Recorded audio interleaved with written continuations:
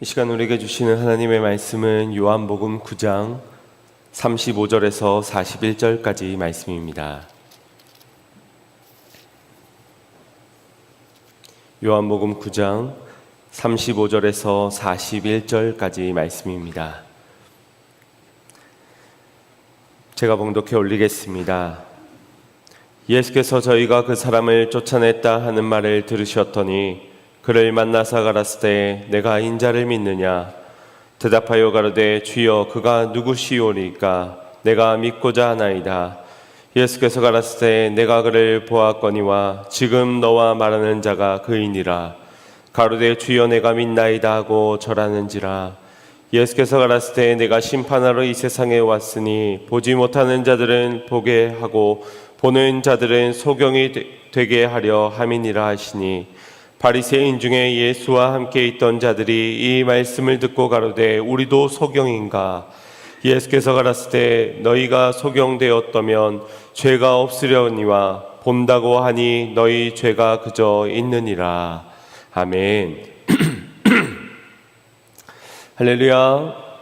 오늘도 하나님의 크신 은혜가 저와 여러분 가운데 함께하기를 간절히 소망합니다. 요한복음 9장의 이제 마지막 단락입니다. 우리는 이 9장에 소경이 눈을 뜬 사건을 함께 보면서 세 가지의 주제를 나누면서 살펴보았습니다. 먼저는 눈을 떠 보게 되었다는 것은 우리의 시선을 주님께 드리고 또 우리의 태도를 겸손한 태도로 더해져서 주님이 받으시는 순종 곧 중심으로 나타나게 된다라고 하였습니다. 그래서 공식을 알려드렸습니다. 제가 만든 공식이지만 시선, 그것은 곧 우리의 마음과 연결되어져서 그 마음 플러스 우리의 겸손한 태도를 드리는 것이 곧 중심이다라는 것을 나누었습니다. 그리고 두 번째 주제로는 너는 영광을 하나님께 돌리라 라는 말씀이었습니다. 날 때부터 소경인 이유가 하나님께 있었고 안식일에 그를 고쳐주신 것 또한 주님께 그 뜻이 있었습니다. 그건 하나님의 일을 나타내어 영광을 돌리는 것이었습니다. 때론 우리의 인생에 풀리지 않는 숙제들이 있습니다. 원인 모를 문제들이 많이 있고요. 그것이 우리 죄 때문일 수도 있지만 그렇지 않을 수도 있습니다. 그건 어디까지나 주님께서 판단하실 일입니다. 우리가 무조건 병든 사람은 그건 죄 때문이 아니다 라고 위로의 말을 건넬 수는 있겠지만 그것은 사실이 아닐 수도 있는 겁니다. 오직 예수님만이 그 죄 때문인지 그의 죄 때문이 아닌 것인지는 분명 주님만이 결론 내릴 수 있는 말입니다. 모든 사람의 질병이 그 죄 때문이 아니라고는 그 누구도 말할 수 없는 것입니다. 그러나 하나님은 선하시며 하나님은 그 선한 일을 지금도 행하고 계시고 또 하나님의 자녀들에게는 주의 영광을 보여주시는 분이십니다. 그것은 다시 영광을 하나님께 돌려받기 위해 곧 우리의 예배를 원하시기 때문입니다. 눈뜬 소경이 바리새인들을 두려워하지 않고 유일한 경외의 대상 되시는 하나님께 영광을 돌린 것을 바로 우리 지난주에 나누어 보았습니다.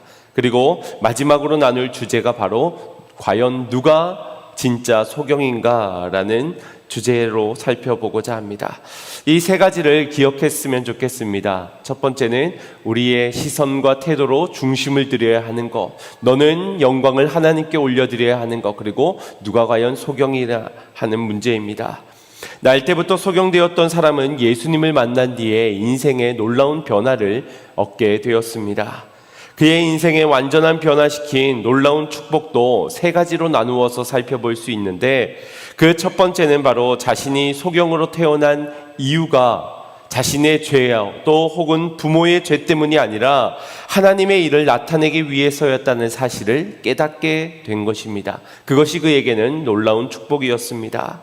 자신이 지은 죄라고 스스로 부인할 수 있습니다. 나는 아니라고, 나는 죄인이 아니요, 나는 죄 짓지 않았다고, 어찌 태어나기 전부터 내가 죄를 지을 수 있겠습니까? 라고 말할 수 있는 일입니다. 하지만 앞을 보지 못하는 자기 자신을 보면서 한없이 자책하게 되었을 것이 분명합니다. 왜 나에게만 이런 일이 있었는가? 왜 나만 이렇게 불행해야만 하는가? 또는 부모를 원망했을 것입니다. 뿐만 아니라 자신을 조롱하는 사람들을 미워하였을 것이고 하나님을 원망하게 되기도 하였을 겁니다. 그리고 그런 자신을 발견하게 되었을 때는 그 죄인된 자신의 모습에 죄책감에 시달릴 수밖에 없는 것입니다. 그런 그에게 죄 때문이 아니라 하나님의 일을 나타내고자 합니다 라는 말씀은 그로 매여있던 것으로부터 자유케 되는 진정한 해방을 허락해 준 것입니다. 더 나아가서는 자신을 통해 하나님의 일을 나타내고자 한다는 하나님의 비전을 발견하게 되는, 자신의 사명을 발견하게 되는 놀라운 축복으로까지 나아가게 되는 겁니다. 이 첫 번째의 축복을 우리가 첫 번째 나누었던 이 9장에서의 첫 번째 주제와 한번 연결 지어 보십시오. 주님의 말씀이 그에게 들려오는 순간 그의 시선이 더 이상 누구의 죄인가 스스로의 죄책감에 시달렸던 그의 시선을 하나님의 비전을 향해, 자신을 향한 하나님의 계획하심을 향해 시선이 바뀌어지게 되었고, 그 뜻이 나는 무엇인지 모르지만 겸손히 엎드려지게 되면서 중심을 드릴 수 있도록 변화되게 되는 것입니다. 이제 두 번째 그의 축복을 살펴보면 그의 눈이 뜨게 되어진 질병의 치유함입니다. 그가 가장 사모하는 것, 그리고 그에게 가장 필요한 것이라고 한다면 그것은 바로 눈이 뜨여지는 사건일 겁니다. 눈이 뜨게 될 것이라는 기대가 과연 그에게 있었을까요? 아마 없었을 것 같습니다. 보고 살아가던 삶에서 못 본 것이 아니라 날 때부터 소경된 자입니다. 그럼 그가 과연 하나님께 기도를 드렸겠습니까? 소망이 있는 자가 기도를 드리는 것이지 소망 없는 자는 결코 기도하지 않을 것입니다. 그에게 부모도 의사도 어떤 사람들도 그에게 너는 보게 될 거야, 조금만 노력하면 시간이 지나면 볼 수 있을 거야 라는 헛된 희망을 심겨주지 않았을 것입니다. 그렇기에 눈을 뜰 것을 아예 포기하고 살아갔을 그에게 예수님은 눈을 떠 보게 하신 것입니다. 그리고 보게 된 그는 나아갔습니다. 자신을 향해 수근거리고 있는 사람들을 향해 나아가서 내가 그러라 라고 전하였고, 진리가 왜곡되어진 현장 가운데서는 진리를 바로 선포하였습니다. 하나님의 은혜를 입은 자신이 은혜를 간증하기 위해, 진리를 바로 전하기 위해 그는 나아갔던 것입니다. 당시 유대사회에서 바리새인들의 위치를 생각해 본다면 이 소경이 이토록 자신의 소신을 밝히는 것, 바리새인들의 뜻을 거슬리면서 반문하고 있다는 것은 있을 수 없는 일입니다. 소경의 부모가 거짓을 말하고 대답하기를 회피하였던 이유가 바로 그 때문입니다. 그러나 그는 변했습니다. 놀라운 축복을 얻었고 보게 되었고 그는 놀라운 변화가 일어난 것입니다. 이 변화를, 이 놀라운 축복을 앞서 말한 두 번째의 9장에서의 주제와 연결 지어 보십시오. 그의 눈을 뜨게 하셨고 진리를 선포하게 하심으로 그가 하나님께 영광을 돌리도록 하고 계신 것입니다. 축복을 주신 이유가 결국 사명을 위해서인 것이지요. 그리고 마지막 세 번째의 축복, 그것은 바로 예수님을 쫓는 제자 되게 하셨다라는 것입니다. 육체의 눈은 이 땅에서만 보는 유한한 축복이라고 한다면, 밝히 영적인 눈을 뜨게 되면서 주님을 보게 되고 그가 그리스도여 살아계신 하나님의 아들이시라는 것을 깨닫고 주여 내가 믿나이다 하며 고백하였던 이 소경의 모습엔 영생의 복을 얻는 자리까지 그가 믿음으로 나아가고 있는 것을 보게 됩니다. 그러니 오늘의 주제, 누가 과연 소경인가 라는 것과 연결지어서 보게 된다면, 예수님을 따르는 제자가 곧 보는 자요, 그분을 따르지 않는 자가 영적 소경이라고 우리는 알게 되는 것입니다. 이 놀라운 축복의 특징이라고 한다면 그건 스스로의 의지나 노력으로 이 축복을 얻어낼 수 없다라는 것에 있습니다. 오직 하나님의 은혜로 말미암아 예수 그리스도를 만난 자가 믿음으로 반응할 때만이 이 세 가지의 축복을 얻을 수 있고 변화도 얻게 되는 것입니다. 결국 그분에게서부터 시작되어진 축복, 곧 그분으로부터 시작되어진 변화를 얻게 되는 겁니다. 결과적으로 하나님의 은혜가 그의 인생의 전부를 바꾸어 놓은 것입니다. 시점으로 살펴보자면 죄인으로 살아가던 그의 과거가 현재를 살아가고 있지만 죄인이라고 인정하였던 자신의 과거조차도 바꾸어 놓은 것입니다.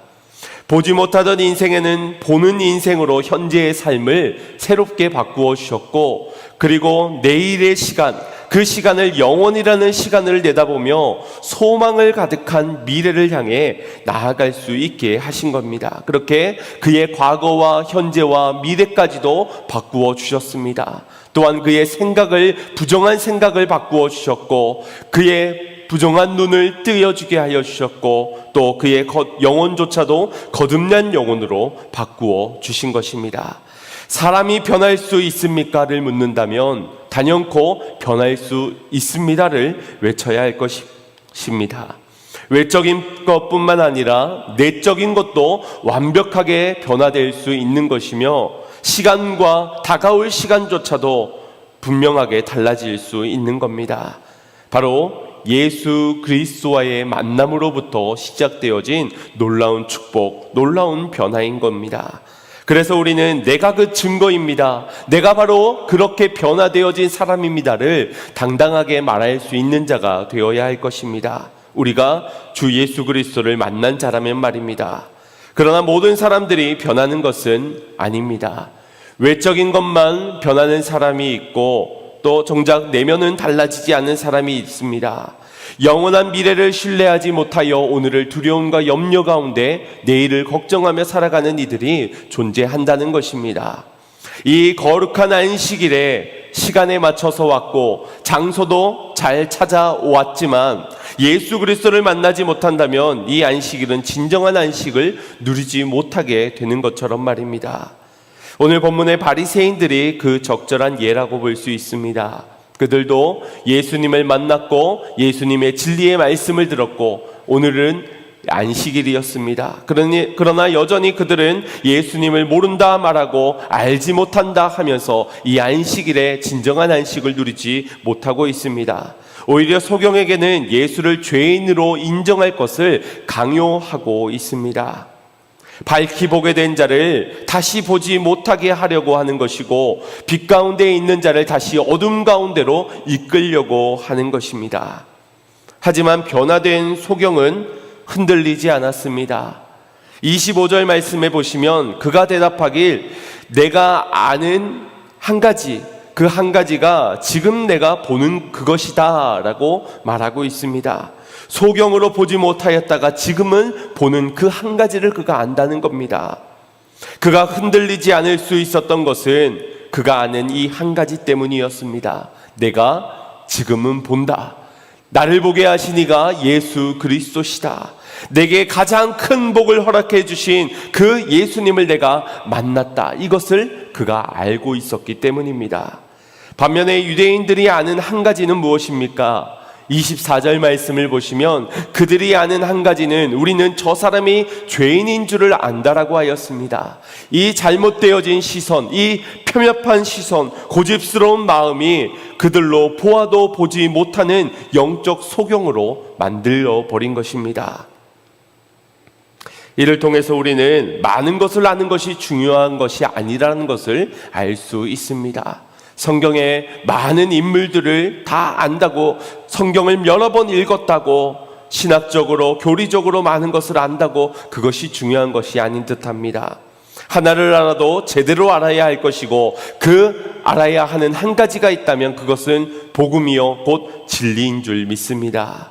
세상이 나를 조롱하고 많은 사람들이 나를 애워싸고 우리를 정죄할 때에 만일 우리가 흔들렸다면 그건 그들이 나를 흔들었기 때문에 그 이유가 아니라 바로 우리가 아는 그 한 가지의 진리가 흔들렸기 때문이라고 할 수 있습니다. 무리를 걷던 베드로가 바람이 무서워서 걷던 그 길에서 물에 빠지게 되었지요. 그때 예수님께서 베드로를 향해서 왜 의심하느냐 하며 그를 책망하셨습니다. 그가 믿어야 했던 한 가지는 예수님이 나를 오라 하시네, 그분이 나를 부르신다네, 그분은 풍랑을 잠잠케 하시는 하나님의 아들이시나네, 이 한 가지를 굳게 믿었었더라면, 그 아는 한 가지를 굳게 붙잡았더라면 그는 예수님께까지 갈 수 있었을 겁니다. 그러나 이 한 가지가 흔들리게 되니 결국 물에 빠져버리게 된 것입니다. 사랑하는 성도 여러분, 아무리 풍랑이 거세다 하여도 하나님의 약속은 영원합니다. 변하지 않습니다. 꽃은 시들고 푸른 말라도 하나님의 말씀은 영원하다는 사실을 믿으시길 바랍니다. 그러니 어떤 어려움이 와도 우리를 자유케 하신 그 진리만 붙잡고 살아간다면 우리의 인생의 수많은 위기와 고난, 여러 가지의 문제들은 더 이상 우리를 흔들리게 하지도 못하고 무너지게 하지 못한다라는 것입니다. 이것이 바로 변화된 인생, 눈을 뜬 자의 인생인 것입니다. 이처럼 요한복음 9장에서는 눈먼 자에서 눈 뜬 자로 변화된 삶과 함께 눈 뜬 자처럼 보이지만 눈먼 자처럼 살아가고 있는 이 모습이 대조적으로 보여지고 있습니다. 눈먼 자의 신앙은 맹목적일 수밖에 없습니다. 그냥 시간이 되었으니 예배드리고 겉으로 보여지니 봉사하고 마지못해서 헌신하며 그렇게 형식적이고도 통상적인 의식 행위로 신앙생활을 하는 것입니다. 이 맹목, 소경맹자의 눈목자를 사용하여서 결국 눈이 보지 못하는 자들이 맹목적으로 사는 것입니다. 한번 그렇게 눈이 가려지고 나면은 자신이 지난날의 경험과 또 자신의 고착되어진 생각, 그릇된 판단으로 적절한 구별을 하지 못하고 또 옳은 선택을 하지 못하게 되는 것입니다. 신앙의 기준은 하나님이 기준이 되어야 하지 내가 기준이 되어서는 결코 신앙생활이라고 할 수가 없습니다. 그런데 눈이 가려지고 나니 자신이 기준이 되는 겁니다. 내가 이전에 경험했던 것, 내가 생각하는 것, 내가 판단하는 것, 그것이 옳다 그대로 행하는 것이지요. 오늘날 맹목적으로 살아가는 이들이 얼마나 많이 있습니까? 어떤 사람은 돈에 눈이 멀고 어떤 사람은 권력에 눈이 멀고 어떤 사람은 인기에 쾌락에 이념에 눈이 멀어 헛된 것을 쫓으며 살아갑니다. 새 사람 되게 하셨지만 옛사람의 그 구습대로 그렇게 살아가는 겁니다. 멀쩡히 두 눈을 뜨고 살아가지만 자기가 보고 싶은 것만 보고 싶은 대로 해석을 하며 정작 보아야 하는 것은 보지 못하며 영적 소경으로 살아가는 이들, 바로 맹목적인 신앙생활의 사람들입니다. 그래서 어두움 가운데 넘어지기도 하고 그래서 빛을 두려워하기도 합니다. 우리가 보아야 할 것을 보지 못한 채 맹목적인 신앙생활을 하고 살아가고 있다면 우리는 이렇게 기도해야 할 것입니다. 주여, 나의 눈을 열어 주시옵소서. 나의 눈을 열어 보게 하여 주시옵소서라고 말입니다. 열왕기하 6장 말씀을 보면 엘리사와 사환이 도단에 있는 사마리아 성에 거하고 있을 때에 이 요람의 군대가 말과 병거를 그 성을 싸고 그들을 포위하게 됩니다. 사안이 이른 아침부터 그 광경을 목격하게 되었을 때 그는 내 주여 우리가 어찌하리이까 라고 엘리사를 향해서 한탄하고 절망하며 두려움에 빠지게 되었습니다. 그때 엘리사가 사환에게 이른 말이 두려워하지 마십시오. 우리와 함께하는 자가 저와 함께하는 자들보다 많습니다 라고 말하였습니다. 그리고는 하나님께 이렇게 기도를 드리게 됩니다. 우리 열왕기하 6장 17절 말씀 합독해 보겠습니다. 시작. 기도하여 가로되 여호와여 원컨대 저의 눈을 열어 보게 하옵소서 하니 여호와께서 그 사환의 눈을 여심해 저가 보니 불말과 불병거가 산에 가득하여 엘리사를 둘렀더라. 아멘. 눈을 열어보니 불말과 불병거가 가득하였습니다. 요람의 군대보다 더 강력한 불의 군단입니다. 더 많은 숫자가 애워싸고 있는 하나님의 군사들을 보게 되는 겁니다. 눈을 떠 주를 보게 되면 어떤 시련, 어떤 고난도 두렵지 않는 겁니다. 살아 역사하시는 하나님을 보고서 누가 세상을 두려워하겠습니까? 누가 문제에 무너지고 누가 유혹에 흔들리겠습니까? 결국 근본적으로 본질적으로 보지 못하는 문제가 우리의 삶에 있기 때문에 우리가 넘어지고 흔들리기도 하는 것입니다. 그러니 보지 못하는 자들이 구할 것은 주님, 내가 보기를 원합니다. 주님, 나의 눈을 열어 보게 하여 주시옵소서. 우리는 겸손히 주님께 간구해야 할 줄 믿습니다. 함께 이렇게 고백해 봤으면 좋겠습니다. 나의 눈 열어 주를 보게 하시고 주의 사랑을 알게 하소서.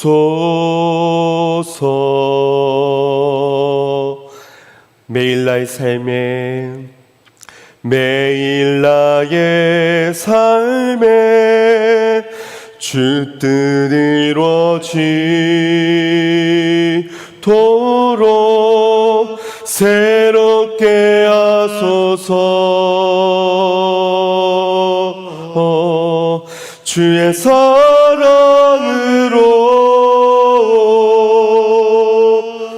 아멘. 겸손히 구하는 자들에게 주님은 보게 하실 것입니다. 보게 하시는 변화, 눈을 뜨게 하여 깨닫게 되는 변화, 새롭게 하시는 변화가 있게 될 줄 믿으시길 바랍니다.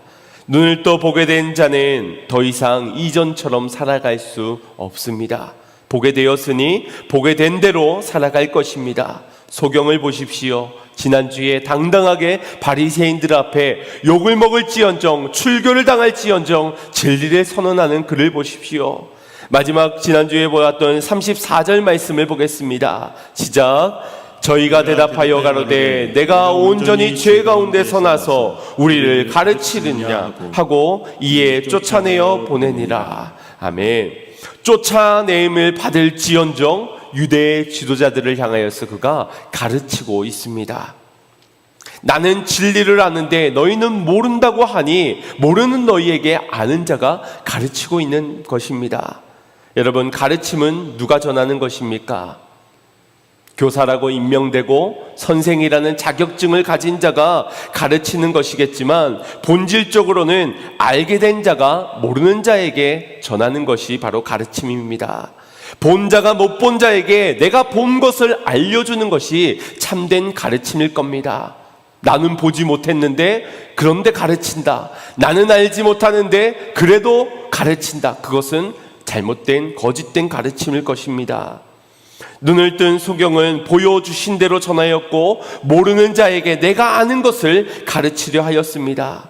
본 것을 자랑하고 자신의 지식을 뽐내려 하는 것이 아니라 주님께서 나의 눈을 뜨게 하여 보게 하여 주신 이유가 있고 그것이 곧 본 자의 사명이었기 때문에 그는 내가 아는 것을 그들에게 당당하게 전했던 것입니다. 베드로와 요한이 기도 시간에 성전을 향하여 올라갈 때에 그 미문에는 안진뱅이가 구걸을 하고 있었습니다. 그 안진뱅이는 이전에도 동일한 장소에서 구걸을 하였을 것이지만 그때에는 보지 못했던, 그때에는 보이지 않았던 그 안진뱅이가 성령의 임재 가운데 충만케 되니 이 제자들의 눈에 그가 보여지기 시작했던 겁니다.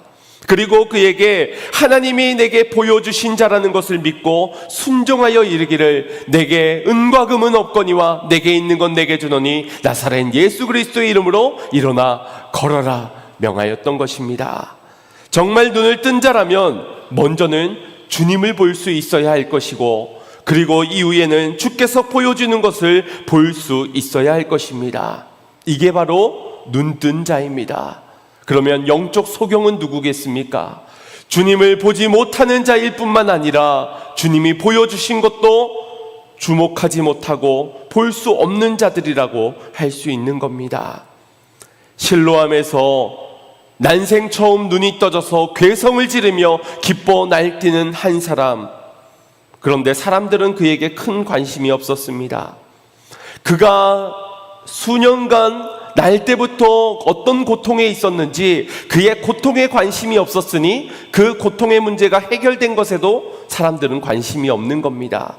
아픔에 관심을 가져야 그 아픔이 해결되었을 때 함께 기뻐할 수 있는데 그 고통에 관심이 없었으니 해결받은 것에도 관심이 없는 겁니다. 무관심한 것이지요. 사랑의 반대말이 무관심 아닙니까? 보여주시는 것, 주시는 마음, 그것을 사람들은 그냥 무시하였습니다. 내 일이 아니면 관심이 없고 상관하려 하지 않는 것, 어쩌면 그것은 그때나 오늘이나 크게 다르지 않는 것 같습니다. 어느 뉴스를 보니 중국에서는 사람이 차에 치여서 쓰러져 있어도 그 사람을 그냥 보고 지나친다라고 합니다. 그렇게 되어진 경위가 있었으니 어느 한 청년이 길가에 쓰러져 있는 한 노인분에게 다가가 그 노인을 도와주게 되었다고 합니다. 119에 신고를 하여서 그를 도와주었는데 정작 그 노인분이 이 청년을 고소하게 되면서 법정에까지 가게 된 겁니다. 그리고 법정에서 판결이 나기를 그 도와준 청년에게 보상을 해줄 것을 판결이 나게 된 겁니다. 얼마나 억울하겠습니까? 결국 그 청년은 보상을 해주고 얼마 지나지 않아 스스로 목숨을 끊었다라고 합니다. 그래서 아이들을 가르칠 때 저때 그런 사람들을 보더라도 돕지 말라라고, 그냥 지나쳐 가라라고 가르친다고 합니다. 그런데 이웃나라의 이야기만이 아닌 것이 얼마 전 서울의 구로구에서 40대 한 남성이 60대 남성을 묻지마 폭행을 함으로 결국 사망에 이르게 한 사건이 있었습니다. 와의 궁금한 이야기에서도 주의 깊게 보도가 되었었는데 그 보도 가운데 주요 깊게 다루었던 내용은 이 CCTV에 찍혀있던 장면 때문이었습니다. 수차례의 폭행을 당하고 쓰러져 있는 피를 흘리는 그 피해자의 곁을 54명의 사람들이 그냥 지나쳐 갔던 것입니다. 어떤 사람은 쓰러져 있는 노인을 흠뻑 보고서는 그냥 지나치는가 하면 어떤 사람은 노인을 보고 화들짝 놀라며 길을 둘러서 그를 지나쳐 갔습니다. 그리고 이후에 어느 행인에 의하여서 신고가 되어졌지만 이미 그 노인은 죽은 이후였다고 합니다.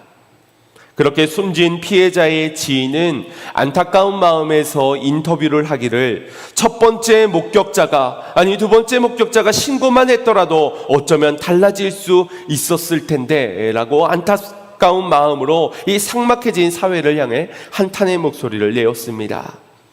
또 지난주 뉴스 가운데서는 여러분들 보셨는지 모르겠지만 울산에서 8살 난 아이가 아파트 앞에서 개에게 공격을 받는 사고가 있었습니다. 그 현장에 아파트 주민으로 보이는 한 아주머니께서 우산을 쓰고 걸어가시다가 그 상황을 보게 되었는데 그냥 그 곁을 지나쳐서 가게 됩니다. 그래서 이 영상이 공개되면서 많은 분들의 공분을 사기도 하였습니다. 물론 다른 사람에게 도움을 청하기 위해 나의 힘으로는 저 개를 막을 수 없다라는 판단하에 그렇게 지나갔는지는 모르겠지만 그렇게 2분이 넘도록 쓰러져 있는 아이를 향해 개는 목덜미를 물고 활다리를 물면서 그렇게 공격을 가했습니다. 우연히 지나가던 택배기사의 도움으로 겨우 그 아이는 구출될 수가 있었습니다. 이게 남의 나라 이야기가 아니고 지금 우리가 살아가고 있는 우리들의 현실, 우리들의 이야기라는 겁니다. 어쩌면 피를 흘리는 노인 곁을 지나쳤던 54명의 사람들, 그 중에는 쓰러진 노인을 보지 못한 사람들도 있었을 것입니다. 그러니 나는 못 봤기 때문에 도울 수가 없었다고, 아마 내가 봤더라면 반드시 그 사람을 도와주었을 것이라고 말을 할지도 모르겠습니다. 하지만 결국 보이지 않았고 결국엔 볼 수 없었는데 어떡하겠습니까? 내가 저 개에게 공격을 당할 수도 있고 내가 오히려 위험에 처해질 수 있는 상황입니다. 그것은 과장된 해석이 아닐 겁니다. 하지만 결국 보고도 지나칠 수밖에 없었다면, 그래서 누구도 희생하려 하지 않는다면, 그래서 한 생명이 그렇게 끝나져 버리게 된다면 무슨 의미가 있겠습니까? 이런 일련의 기사들을 보면서 우린 예수님께서 누가 강도 만난 자의 이웃인가의 비유를 생각해 보게 됩니다. 누가복음 10장 30절 말씀을 보면 예수께서 대답하여 가라사대 어떤 사람이 예루살렘에서 여리고로 내려가다가 강도를 만나매 강도들이 그 옷을 벗기고 때려 거반 죽은 것을 버리고 갔더라 라고 기록하고 있습니다. 그리고 그의 곁을 차례대로 제사장과 레위인과 사마리아인이 지나치게 됩니다. 강도 만난 자가 예루살렘에서 여리고로 내려가던 중에 라고 기록하고 있는 것으로 보아서 이 사람은 당시 사람들에게는 유대인이라고 생각이 되어졌을 것입니다. 그러나 그가 어떤 사람이라고 하였지 유대인이라고 특정지어서 말씀하지 않은 이유가 분명히 있을 겁니다. 그건 어떤 사람이라 특정이 짓는 것이 아니라 누구도 이와 같은 강도 만난 자가 될 수 있다는 것, 그것이 내가 강도 만난 자도 될 수 있다는 것을 적용할 수 있게 하기 위해서일 것입니다. 그리고 그의 이웃에게 있어서도 어떤 민족적 구분을 초월하여야 한다는 것을 내포하고 있는 겁니다. 선한 이웃이 되려면 꼭 유대인이어야 하고 꼭 유대인만이 그렇게 되고, 그것이 아니라는 겁니다. 내가 강도 만난 자가 될 수 있고 나도 누군가의 이웃이 될 수 있다는 겁니다. 자세히 그 장면을 살펴보면 먼저 그의 곁에 제사장과 레위인이 그냥 지나치게 됩니다. 그 상황을 31절 32절에서 기록하고 있는데 마침 한 제사장이라고 기록합니다. 마침 그 길로 지나갔다. 이 마침은 어떤 때일까요? 그때는 하나님의 사랑을 강도 만난 자에게 흘려보낼 수 있는 그 마침일 것입니다. 하나님께 예배할 수 있도록 지금 내 눈을 뜨게 하여 주셨고, 그 뜨게 된 눈으로 그 강도 만난 자를 보게 하여 주신 그 마침, 그 때였을 것입니다. 우리도 그런 마침의 순간들이 있지 않습니까? 우연히 지나가다가 마주치게 되는, 우연히 연락이 닿게 되는, 또 우연히 갑자기 생각나게 되는 그 마침 말입니다. 하지만 그 마침의 순간에 제사장과 레위인은 그를 보고 피하여 지나갑니다. 그냥 보고 지나친 것이 아니라 그를 보았지만, 그를 보았으므로 크게 둘러 피하듯 도망가듯 지나갔다라고 말씀하고 있는 겁니다. 과연 그 두 사람이 이 다음에 그를 지나치고 이 마침을 지나보낸 이후에 그 두 사람이 했던 일은 무엇일까요? 무엇을 하기 위해 지나쳤을까요? 공통적으로 살펴본다면 두 사람은 그곳을 지나쳐서 예배를 드렸을 것입니다. 그것이 제사장과 레위인의 주된 일이기 때문입니다. 결국 맹목적인 신앙생활이라고 할 수 있습니다. 만약이지만 그 강도 만난 사람이 회복된 후에 나중에 이 제사장과 레위인이 드려지는 예배를 본다면 어떻게 생각하겠습니까? 그들이 속한 공동체를 본다면 어떻게 하겠습니까? 아마 그는 그들의 예배를 참석하지 않을 것이고 그들의 속한 공동체에도 들어가려 하지 않을 겁니다. 하지만 어떤 사마리아에게는 이 강도 만나 죽어가는 사람을 보게 되었고 그는 이런 행동을 하게 됩니다. 33절 34절 말씀입니다. 합독하겠습니다.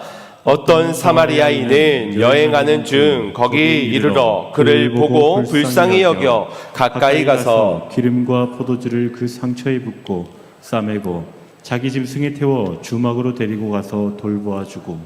아멘. 보게 된 순간 불쌍한 마음이 먼저 들게 됩니다. 보는 건 눈이 있다면 모두가 똑같이 볼 수 있습니다. 아, 강도 만났구나. 아, 피를 흘리고 있구나. 아, 죽어가고 있구나. 어느 정도 동일한 판단들을 할 수 있을 겁니다. 그러나 다른 것이 있다면, 보았다면 불쌍한 마음이 들어야 할 것이고 불쌍한 마음은 그에게 가까이 다가가게 할 겁니다. 그리고 가까이 다가가면 무엇이 보이겠습니까? 바로 그의 필요가 보이는 겁니다. 강도 만난 자가 무엇이 필요한지, 내가 무엇을 해야 하고 무엇을 할 수 있을지가 보이게 되는 겁니다. 그렇게 사마리아인은 그의 상처에 기름과 포도주를 붓고 싸매고 태워다가 주막으로 가서 돌보아 주었습니다. 누가 강도 만난 자의 이웃이겠습니까? 먼저 발견한 제사장과 레위인이 아니라 보고도 가까이 나아가 자비를 베풀었던 그가 바로 선한 이웃인 것입니다. 마찬가지로 누가 소경입니까? 누가 영적 소경이요 진짜 소경이라고 할 수 있습니까? 강도 만난 자를 보고 그에게 가까이 나아가 자비를 베푼 자가 눈뜬 자요, 그를 보고도 멀리 피해서 예배한다고 돌아가는 그들이 진짜 소경이라고 할 수 있을 겁니다. 볼 수 있다고 모든 걸 볼 수 있는 것은 아닙니다. 도와도 알지 못하고 보아도 나아가지 못하고 도와도 진리를 깨닫지 못한다면 그게 바로 영적 소경이라고 할 수밖에 없지 않겠습니까?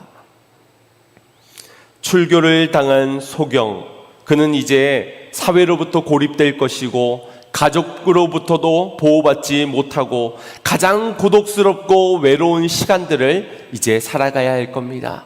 이전에는 앞을 보지 못하는 자로 외롭게 살아갔다면 이제는 눈을 떴지만 사람들로부터 외면받으며 그렇게 홀로 살아 견뎌가야만 했을 겁니다. 그런 사람, 그 사람이 어쩌면 강도 만난 사람처럼 보입니다. 하지만 35절에 말씀하고 있듯이 예수님께서 저희가 그 사람을 쫓아냈다 하는 말을 들으셨더니 그를 만나사 가로되 내가 인자를 믿느냐. 누가 찾아가셨습니까? 선한 이웃 되시는, 가장 좋은 친구 되시는, 그에게 영원토록 함께 동행하여 주시는 그 구세주가 그를 찾아가신 겁니다. 주님의 눈에는 하나님의 택한 빛의 자녀가 보였기 때문입니다. 한 마리의 이를 양을 찾듯이 그를 찾아가 만나시고는 물으셨습니다. 내가 인자를 믿느냐? 그의 인생에 아주 중요한, 가장 중요한 질문을 예수님께서 던지고 계십니다. 아니, 우리 모든 인간에게 가장 중요한 질문이 바로 이 질문이라고 할 수 있을 것이고 반드시 언젠가는 이 질문 앞에 우리 모두가 서게 될 순간들이 있을 것입니다. 소경은 이 질문에서 주여 인자가 누구십니까? 내가 믿고자 하나이다 라고 간절함으로 아뢰게 됩니다. 그때에 예수님은 가장 강력한 말씀으로 자신을 소개해 줍니다. 이전에도 이렇게까지 자신을 표현하지 않았는데 너가 보고 있는, 너와 말하고 있는 그가 바로 인자다라고 말씀해 주십니다. 그때에 주여 내가 믿나이다. 그의 믿음이 너무나도 어린아이같이 순수하면서도 또 단순해 보이기도 하지만 그가 이렇게 말할 수 있었던 것, 주여 내가 믿나이다라고 말할 수 있었던 이유가 무엇입니까? 그것은 보았기 때문입니다. 눈을 떠 예수님을 보았기 때문입니다. 다른 사람들은 보아도 고백할 수 없었지만 그는 영적인 눈을 들고 믿음의 눈을 들어 주의 영광을 보게 되니 주여 내가 믿나이다라고 보았으니 고백할 수 있었던 것입니다. 사랑하는 성도 여러분, 누가 눈뜬 자입니까? 누가 영적 소경입니까? 주님을 보고 주님을 믿고 주님께 고백할 수 있는 자가, 주님을 따라가는 자가 눈뜬 자인 줄 믿습니다. 반면에 영적 소경인 보고도 보지 못하고 보고도 깨닫지 못하고 보고도 순종하지 못하고 보고도 따라가지 못하는 자가 영적 소경이라 할 수 있습니다. 저와 여러분은 어떤 사람입니까? 눈뜬 자처럼 보이지만 눈먼 자의 인생으로, 변화받지 못한 인생으로 살아가고 있습니까? 아니면 보지 못하였던 자였지만 안 못 보던 그렇게 어둠 가운데 살아갔던 자였지만 오직 하나님의 은혜, 놀라운 그 축복으로 나를 만나주시어 눈먼 듯 보이나 미련하게 보이나 어리석게 보이나 눈 뜬 자로 아멘하며 주님을 따라가는 제자로 살아가는 눈뜬 영혼들입니까? 우리가 보기를 원합니다. 주님을 참되게 보길 원하고 말씀을 참되게 보기를 원합니다.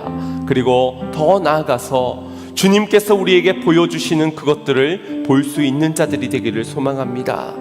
예수님께서 우리의 선한 이웃으로 이 땅 가운데 오셨지요. 우리의 가장 친밀한 자로 친구가 되기 위하여 이 땅 가운데 오셨지요.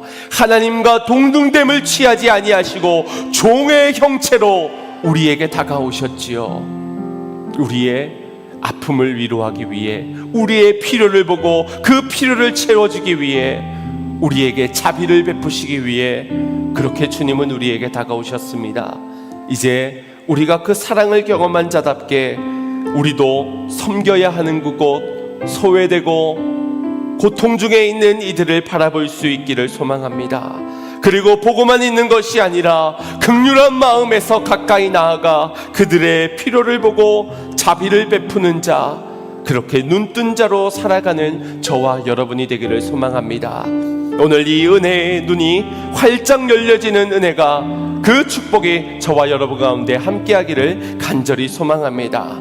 두려워서 보지 못하고 두려워서 보지 않으려 했던 우리에게 주여 주님을 보게 하여 주시옵소서. 지금도 선하신 일을 이루어 가시는 하나님의 영광을 주여 나의 눈을 들어 보게 하여 주시옵소서. 이제껏 나만 기준이 되고 나만을 주목하였던 시선에서 그렇게 외면하고 소외시켰던, 회피하였던 우리의 눈이 이제 긍휼의 눈으로, 자비를 베푸는 사랑의 눈으로 바뀌어지게 하여 주시옵소서. 오늘 그렇게 은혜의 눈이 활짝 열려지는 축복이 우리 양문의 모든 성도님들 가운데 있어지기를 주님의 이름으로 축원드립니다. 우리 같이 합심해서 말씀을 생각하시며 이 찬양 고백하고 결단의 기도 드리겠습니다.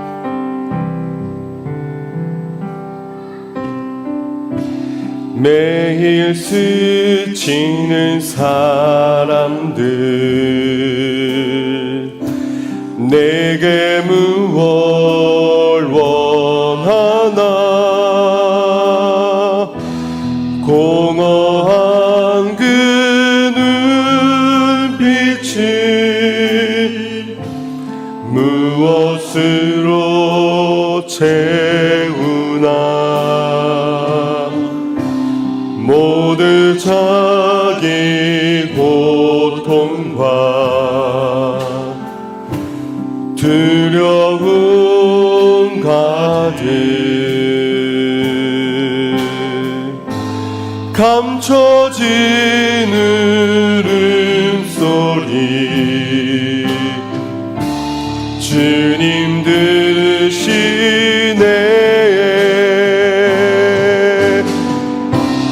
그들은 모두 주가 필요해.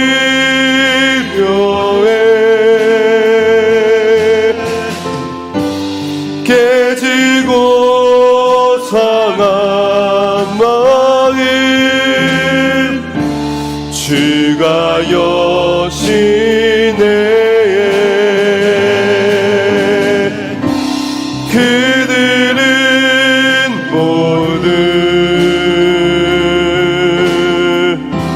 주가 필요해.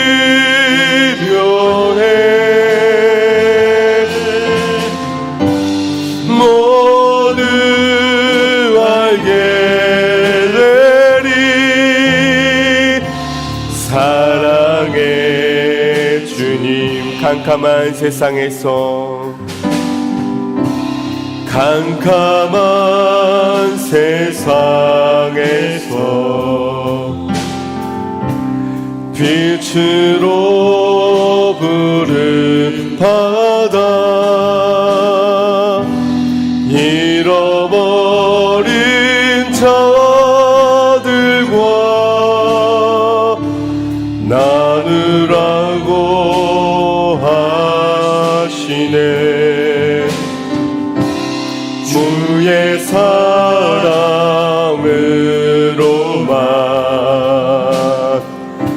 사랑할 수 있네. 우리가 나눌 때에 그들 알겠네. 그들은 모두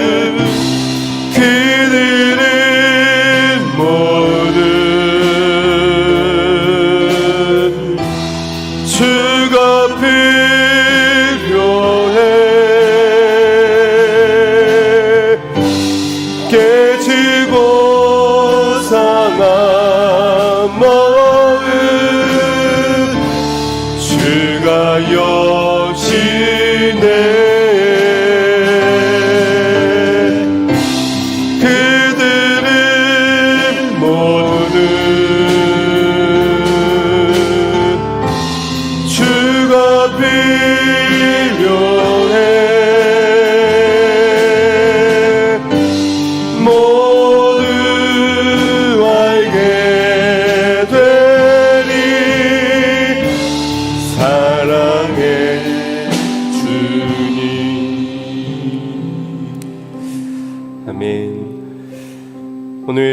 우리의 눈이 하나님을 볼 수 있기를 소망합니다. 그리고 하나님이 우리를 어떻게 사랑하셨는지 그 사랑을 보게 된 자, 오늘 우리를 필요로 하고 있는 주 예수 그리스도의 사랑을 필요로 하고 있는 저들을 바라볼 수 있는 눈이 열리게 될 줄 믿습니다. 이 시간 우리 간절히 사모하는 마음으로, 주여, 다른 누가 아니라 내가 바로 영적 소경이었습니다. 문제가 애워싸고 사람들이 나를 조롱할 때에, 그때에 흔들렸던 자, 그때에 두려웠던 자, 염려로 무너졌던 자, 그것이 바로 나였습니다. 주님, 그렇게 영적 소경으로 살아갔던 나, 그런 내가 누군가의 피해를 보고도, 누군가의 아픔을 보고도, 누군가의 고통을 보고도 그냥 지나쳐 나만을 집중할 수밖에 없었고, 나의 기준으로밖에, 맹목적으로밖에 살아갈 수밖에 없었던 내가 바로 영적 소경입니다. 주여, 나의 눈을 열어보게 하여 주시옵소서. 이제 나의 눈을 열어 주를 보게 하여 주시고, 이제 나의 눈을 들어 주님이 바라보고 계시는 저 어둠 가운데 죽어가고 있는 영혼들을, 잃어버린 자들을 나도 보게 하여 주시옵소서. 우리 주여 한번 부르짖고 합심하여 기도하겠습니다. 주여,